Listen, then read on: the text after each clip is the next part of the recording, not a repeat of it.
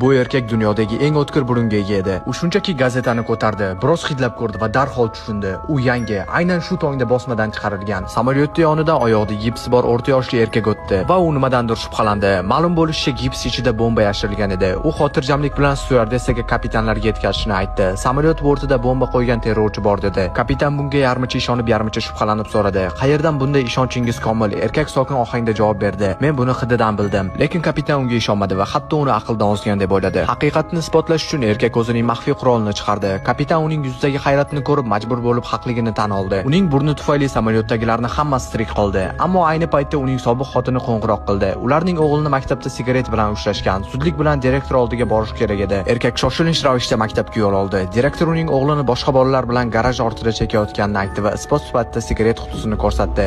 Erkak dalilni qo'liga oldi, biroz hidladi va dedi: "Bu mening o'g'limning hidi emas." Hid izidan to'ppa-to'g'ri kimyoxonasiga bordi va bir bolaning yonida to'xtadi. Pol ustidagi ryukzak ko'tarildi va so'radi: "Bu senikimi?" Bola jim qoldi. Shunda erkak sumkani beparvo tashlab yubordi. Ichidan butun bir uyum sigaret to'kilib tushdi. Erkak sokin ohangda dedi: "Mana haqiqiy ta'minotchi" va chiqib ketdi. Direktor esa mutlaqo hayratdan qotib qoldi. Kinoning nomi va davomi Telegram botimizda.